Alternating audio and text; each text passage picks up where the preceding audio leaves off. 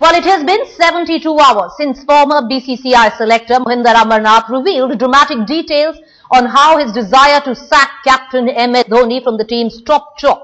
But Amarnath's allegations that it was indeed BCCI President N Srinivasan who spared the sack to MS Dhoni has definitely raised many pertinent questions. First and foremost, what are the powers under which Srinivasan overruled the BCCI appointed professional selector's wish? Most importantly, with Amarnath raising several key points over the functioning of the selection panel and also the authority of the BCCI president, why is N Srinivasan still silent? Does he have something to hide is the question we are prompted to ask after his continuous silence. Let's now take a quick look as to who stands where in this entire controversy, especially with allegations flying thick and fast. With N Srinivasan still mum on the grave charges of arbitrariness, his foremost defense is that he followed the BCCI constitution to the letter and has full authority to issue the diktat.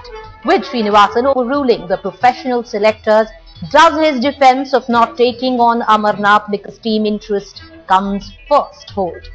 With Srinivasan refusing to divulge details of meetings, is he fielding proxies to take on Amarnath? Finally, no minutes of the selection meeting were released which prove Amarnath's charge, and no dissent notes were appended to the selection's decision. We have a lot of detailed discussions on a captaincy issue or ex-player, what to do with ex-player, what kind of team combination we have, and definitely in a selection committee meeting, we have a lot of discussions, arguments. We agree, and end of the day, it's always a consensus. There has never been a we never go. I think end of the day, it's a selection committee of 5 people because what we are doing is for the good of the country.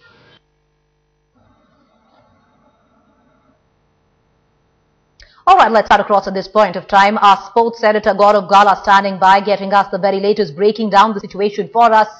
Gaurav, very often the BCCI has been charged with functioning completely on an island and refusing to come out with the truth. Once again, why is it that the president of the BCCI seems to be above board everything?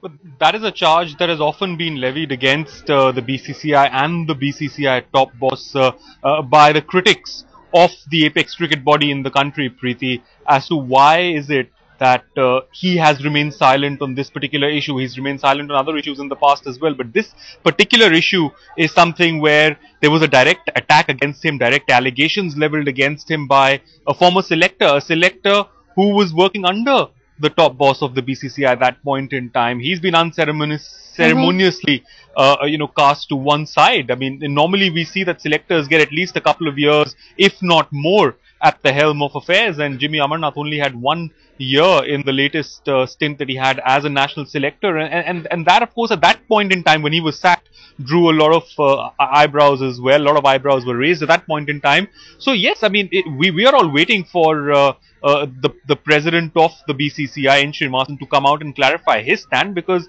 damning allegations have been made against him, and so far we haven't seen him or heard from him. What we have seen, though, is other selectors, the chief selector at that point in time, Krishnamachari Shrikant, coming out and speaking to the media. We've had other BCCI functionaries coming out and speaking to the media, but not the top boss, and he's the one we want to listen from, because he's the one who has the actual power in his hand to change what a professionally paid selection committee, the decisions they take. He's the only one who can actually overrule them. Stay on with us. Sports editor Gaurav Gala there. Joining us at this point of time is Rahul Mehra. He, of course, takes up lots of cases. He is a lawyer pertaining to sports there. Rahul, thank you there for joining us in this bulletin. The question I want to ask you, Rahul, once again, this silence by the BCCI president smacks of the autocratic setup this body is. Absolutely. I mean, these people are full of arrogance. They generate all the revenues because the people who are the sports-loving people of India, because of their eyeballs, which they sell in the form of TV rights. And we know that more than 75 to 80% of BCCI's revenue is generated through TV rights. And they have the audacity not even to come out in the public and to respond to the queries which are being, and genuine queries and allegations which are being leveled, and personal insinuations because they know that how much can the media talk, how much can people and critics question. At the end of the day, something bigger, some other news will take over, and this is a tried and tested formula of BCCI and its officials. Okay. Now, coming down to the specifics, as I mentioned a little earlier, Mr. N Srinivasan said that this is for the good of the country that we always have a unanimous decision. If it is not a private club, which it is not, and it is for the ticket is being run for the country, why is it that questions are not being answered? If they are responsible and accountable, why is it that they are behaving like an ostrich? And I will give you 3 or 4 instances in this case. Number one, Mohinder Amarnath said that all the 5 unanimously decided not to have this captain. Who gave this power to Mr. Srinivasan, who is in deep conflict of interest? There were these few private individuals who have hijacked the entire sport called cricket in India for their own personal vested interests, and they are the ones who keep amending the constitution to ensure that who is going to be the next president of BCCI, how the selection committee is going to be done, and more importantly, that earlier we have seen matches being fixed, players being fixed, empires being fixed, and this is a case where the selectors have been fixed the wall. They are ceremonial people. They are people who have absolutely no final say. There is some person who doesn't even understand the game of cricket, some person who probably not... Rahul, just to play the devil's advocate, the question that I want to ask you at this point in time is that Srinivasan will hide behind the fact that this is something he can do because it's enshrined in the constitution of the BCCI that the president of the BCCI has the overriding power to overrule the selection committee. He's saying, I'm going by the letter of BCCI constitution. What wrong have I done? Now the issue is, who are the people who are amending this constitution? This is a society under the Societies Registration Act. What is the Registrar of Societies doing? Is he also a party to all of this? Why is it that he hasn't asked the BCCI to strike down such a dictatorial, authoritarian and autocratic rule which has been incorporated?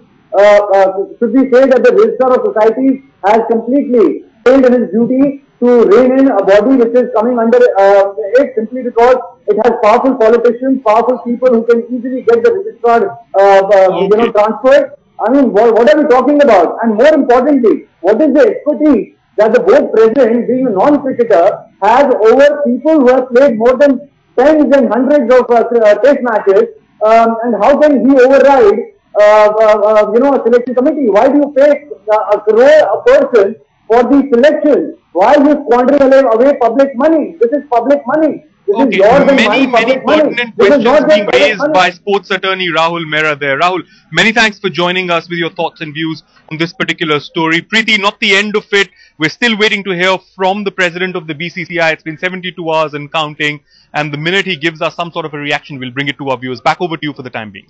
Well, gentlemen, thank you there for joining us. Gaurav Gala and his sports team getting us the reactions, the breakdown of what we are witnessing right now, and that is stone cold silence coming in from the president of the BCCI in midst a storm of a controversy.